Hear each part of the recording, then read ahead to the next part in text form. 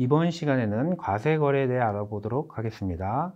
지난 시간에 배운 과세 대상은 부가가치세 과세가 되는 재화와 용역이 무엇이냐, 물적 기초, 그리고 과세 개체에 대한 것이었고요. 앞으로 살펴볼 과세 거래는 부가가치세를 거래 징수하고 납세 의무가 발생하는 거래의 종류가 뭐냐, 어떤 형식이나 조건으로 과세 대상 물건을 타인에게 넘겨주었을 때 또는 역물을 제공하거나 시설물 권리 등을 사용하게 하였을 때 부가가치세가 과세되는 거래이냐라는 겁니다. 과세 거래 중에 이번 시간에는 재화의 공급을 먼저 살펴볼 건데요. 재화의 공급 중에 실제 공급에 대해서 살펴보도록 하겠습니다. 부가가치세법상 과세 대상 거래로 보는 재화의 공급은 계약상 또는 법률상 모든 원인에 따라 재화를 인도하거나 양도하는 것으로 한다 라고 규정을 하고 있어요. 계약은 거래 당사자 간의 의사에 따라 통상 매매계약에 의해 거래를 하고 있죠. 그리고 법률상의 원인은 수용이나 판결 같은 거래 당사자의 의사와 상관없이 재화를 인도하거나 양도하는 것을 말합니다. 인도 또는 양도의 정의에 대해서는 별도로 부가가치세법에서 규정하고 있지 않아요. 그래서 대법원에 판결하는 내용, 판시하고 있는 그 정의를 한번 우리가 생각해 볼 필요가 있습니다. 대법원은 부가가치세가 소비세임에 비추어 궁극적으로 재화를 사용 소비할 권한의 이전이 수반되는 것이다 라고 이렇게 정의를 하고 있습니다. 대법원이 정의하는 이 문구를 잘 알아두시면 앞으로 재화의 공급의 개념을 이해하시는데 좀 더 도움이 되시리라 생각됩니다. 재화의 공급은 실제 공급과 간주 공급으로 나눠 볼 수 있는데요. 실제 공급은 말 그대로 실제로 공급하는 거죠. 실제로 대부분 거래가 이제 실제 공급으로 발생을 합니다. 그리고 과세 형평을 도모하거나 납세 편의를 제공하기 위해 실제 재화의 공급은 아니지만 재화의 공급으로 보는 간주 공급이 있다. 이것은 실제 공급은 아니지만 그냥 재화의 공급으로 간주를 한다는 거예요. 의지한다는 얘기죠. 그래서 실제 공급은 매매 계약에 의한 공급, 가공 계약에 의한 공급, 교환 계약에 의한 공급, 그리고 기타 원인에 의한 공급이 있고, 간주 공급에는 자가 공급, 개인적 공급, 사업상 증여, 폐업 시 남아있는 재화, 그리고 자가 공급에는 면세 사업 전용 재화, 그리고 개별소비세법에 따른 비영업용 소형 승용차와 그 유지를 위한 재화가 있고, 판매 목적의 직매장 반출이 있습니다. 앞으로 하나하나 살펴보도록 하겠습니다. 먼저 매매 계약에 의한 재화의 공급을 보겠습니다. 재화의 공급 중에 가장 대표적인 것이 매매 계약이죠. 현금 판매, 외상 판매, 할부 판매, 장기 할부 판매, 그리고 조건부 및 기한부 판매, 위탁 판매와 같이 매매 계약에 의하여 재화를 인도하거나 양도하는 거래를 말합니다. 공급자는 거래 상대방에게 재화를 공급하고 그 대가로 주로 금전을 수령하죠. 금전을. 이렇게 일반적인 매매 계약 거래가 이루어집니다. 다음으로는 가공계약을 보겠습니다. 가공계약은 가공해 주는 거예요. 만들어 주는 거. 쉽게 말해서 제품을 만들어 주는 것이다. 이 가공계약은 사업자가 자기가 주요 자재의 전부 또는 일부를 부담하고 상대방으로부터 인도받은 재화를 가공하여 새로운 재화를 만들어 주는 것이다. 자기가 주요 자재의 전부 또는 일부를 부담해야 돼요. 근데 자기가 주요 자재의 전부 또는 일부를 부담 안 한다. 전혀 자기가 주요 자재를 부담하지 않는다면 그때는 재화의 공급이 아니라 용역의 공급에 해당이 됩니다. 주요 자재를 부담하느냐 안 하느냐에 따라서 재화의 공급이냐 용역의 공급이냐가 구분된다는 거예요. 그래서 한번 밑에 사례를 한번 볼게요. 가공업자가 있습니다. 그리고 이 가공업자에게 계약을 체결한 위탁자가 있어요. 위탁자가 수출업자라고 생각을 해보세요. 영세율하고 연결해서 한번 생각을 해봅시다. 위탁자는 가공업자와 가공 계약을 체결을 해요. 물건을 만들어줘 해가지고. 근데 이 물건을 만드는데 필요한 주요 자재를 이 가공업자가 외부 사업자로부터 조달을 받습니다. 일부라든가 아니면 전부를. 이 경우에 이 가공업자는 제조업자라 그랬죠. 그래서 이 물건을 제조를 해가지고 가공품을 인도를 하면 이거는 재화의 공급입니다. 재화의 공급. 이렇게 되면 이 위탁자가 수출업자인 경우에 이 가공업자는 구매확인서나 내국신용장에 의해서 같이 영세율을 적용받을 수 있다는 거죠. 그죠? 구매확인서나 내국신용장에 의해서 영세율을 적용받을 수 있습니다. 그런데 만약에 이게 용역의 공급에 해당이 된다면 이 가공업자는 외부로부터 주요 자재를 공급받는 게 아니라 자기가 조달하는 게 아니라 이 위탁자로부터 주요자재를 다 받아요. 조달을 받아서 그 자재를 가지고 가공품을 제조를 해서 가공품을 만들어만 준다면, 이거는 용역의 공급이라 그랬죠. 용역의 공급이 해당이 되면 내국신용장이나 구매 확인서가 없더라도 가공업자와 위탁자가 직접 계약에 의해서 공급을 한다면, 그때는 구매 확인서나 내국신용장이 없더라도 영세율을 적용을 해주도록 그렇게 규정을 하고 있습니다. 그러니까 이게 재화의 공급이냐 용역의 공급이냐를 잘 구분을 하실 수 있어야 되겠죠. 다음으로는 교환계약입니다. 교환계약은 재화를 인도하고 금전으로 대가를 받는 게 아니라 다른 재화나 용역을 공급받는 겁니다. 그죠? 따라서 처음에 재화의 공급도 부가세 과세 대상이 되고, 그 대가로 주는 재화나 용역의 공급도 부가세 과세 대상이 되는 거래이다.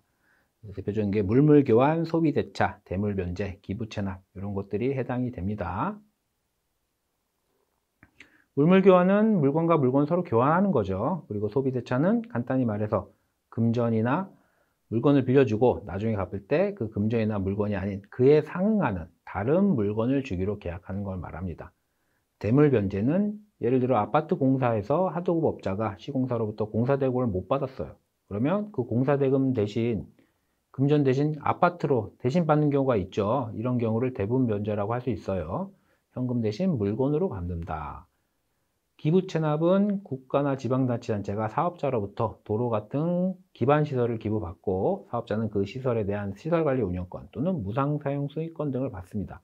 그러면 사업자가 국가 등에 기부한 도로나 건물도 부가치세 과세 대상이 되고, 국가 등이 그 대가로 사업자에게 준 시설관리 운영권 이런 것들도 부가치세 과세 대상이 됩니다. 다만 별도 규정에 따라 영세율 또는 면세가 적용되는 경우가 있어요. 하지만 원칙적으로 모두 과세 거래 대상이 된다. 그렇게 이해를 하시면 되겠습니다. 그러면 먼저 소비대차의 개념을 사례를 한번 살펴볼게요. 소비대차 사례. 사업자 B는 사업자 A로부터 원재료를 차용을 해요. 빌리는 거죠. 원재료를 빌려서 그거를 사용 소비합니다. 그래서 새로운 제품을 제조를 해요. 아까 처음에 대법원에서 그 인도와 양도의 개념을 이렇게 말했다고 그랬죠. 궁극적으로 사용 소비할 권한의 이전이 수반되는 것이다. 사업자 B는 이 원재료를 빌려오면서 그 원재료를 사용 소비했습니다. 소비까지 다 했어요. 그래서 새로운 재화를 만들었죠. 따라서 이 원재료를 차용한 것은 재화의 공급이다. 과세 대상이라는 겁니다. 그리고 사업자 B는 나중에 사업자 C로부터 원재료를 사와서 다시 갚아야겠죠. 그래서 원재료를 다시 반환을 합니다. 원재료 차용, 원재료 반환 모두 부가치세 과세 대상이 된다라는 게 이 소비대차의 개념입니다. 이 소비대차와 비교해서 사용대차의 개념을 보면 사업자 A가 재화를 사업자 B에게 빌려주고 사용료를 받아요. 그리고 나중에 그 차용한 재화를 그대로 반환하죠. 사업자 B는 이 빌려온 재화를 소비하진 않아요.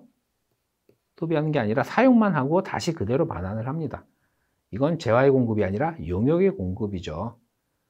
그리고 대표적인 게 부동산 임대 같은 경우 건물 임대해주고 사용료 받고 임대 계약 기간이 끝나면 다시 돌려주죠. 부동산 임대는 용역의 공급입니다. 그래서 사용대차는 용역의 공급에 해당이 된다.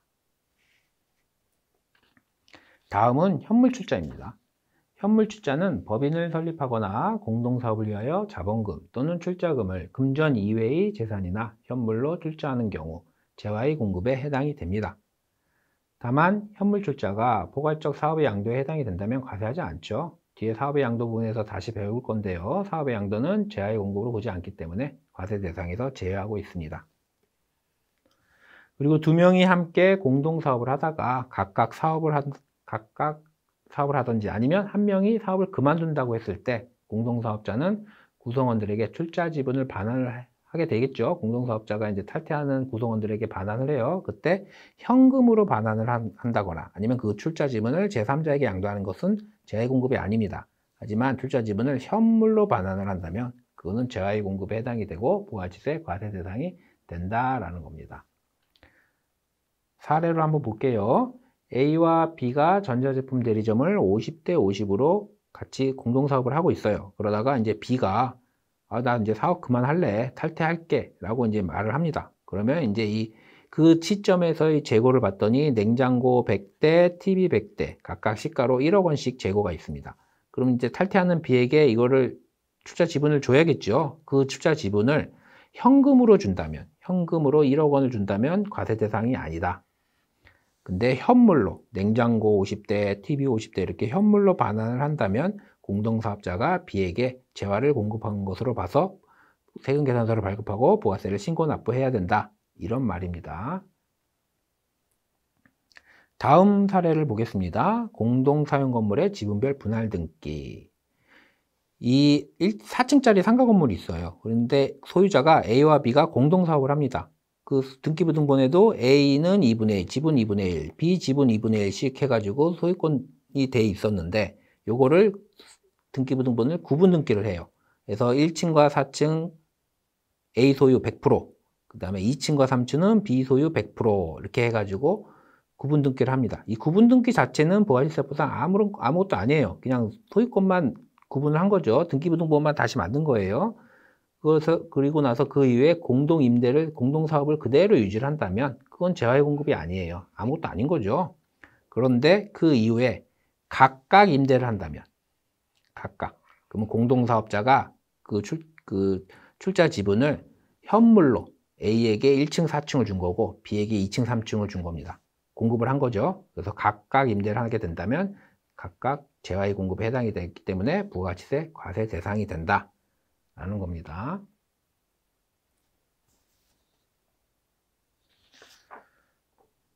요거와 관련해서 판례를 한번 볼게요. 이건 이제 3인이 공동으로 부동산 매매업을 영위하다가 공유물을 3등분하여 분할 등기한 후 각자 사업을 영위하는 경우 부가세 과세 대상인지 여부. 아까 말한 그 건물하고 사례가 비슷한 거죠. 한번 읽어보겠습니다. 공유관계 해소를 위한 공유물 분할은 그 자체만으로는 부가세 과세 대상이 되는 재화의 공급으로 볼 수 없으나 부동산 매매업을 영위하던 공동사업자 3인이 미분양 부분을 3등분하여 공동사업체의 권리 의무를 각각 3분의 1씩 인수 승계함과 아울러 각자가 종전과 동일한 종목에서 단독사업을 영위한 경우 그 실질에 있어서는 동업관계를 해체하기 위해 공유물 분할의 형식을 빌어 각 출자 지분을 현물로 반환한 것으로서 부가치세법상 재화의 공급에 해당하는 것이고 그 공동사업체의 동일성이 유지된 채 양도되는 것이므로 사업의 양도에도 해당되지 않는다. 사업의 양도에 해당되지 않기 때문에 과세 대상이다 라는 겁니다. 다음으로 재화의 공급으로 보는 기타 원인을 보겠습니다. 법인 직영 차량의 개인사업 면허 전환, 망실재산 등의 현물 반환, 금융 리스 자산의 인도, 그리고 가세사업에 무상 사용할 조건으로 국가 등에 기부 체납하는 경우. 이 기부 체납은 아까 앞에서 간단히 말로 설명드렸는데 다시 한번 설명을 드리면 국가와 지방자치단체가 있고 사업자 A가 있어요. 이 사업자 A가 건물을 지어서 국가에 기부를 합니다. 기부를 하는 것 자체는 재화의 공급으로 과세예요. 그리고 그 국가는 그 대가로 무상 사용 수익권, 시설관리 운영권을 줍니다. 이 시설관리 운영권도 과세입니다. 근데 이제 또 좀 부연해서 설명을 드리면 국가나 지방자치단체가 공급하는 재화나 용역은 면세죠. 원칙이 면세예요. 면세지만 예외적으로 민간과 경쟁하는 분야에 대해서는 다시 과세를 하고 있습니다. 국가가 공급하는 우체국 택배, 우체국 쇼핑, 부동산 임대업, 도매업, 소매업 이런 경우에는 별도로 과세를 하라고 규정을 하고 있어요. 이 무상사용 수익권은 부동산 임대업에 해당이 돼요. 그래서 과세 대상이 된다는 겁니다. 그리고 또 예외적으로 사회기반 시설에 대한 민간투자법에 따라 또 무상사용 수익권을 준다면 그때 또 면세를 하도록 하는 별도 규정이 있긴 있거든요. 그거는 이제 면세 파트에서 한번 다시 연구를 해보기로 하고요. 어쨌든 이 무상사용 수익권도 원칙적으로는 과세 대상이 된다라는 겁니다. 교환거래죠, 교환거래. 이상으로 재화의 공급 중에 실제 공급에 대한 강의를 마치겠습니다.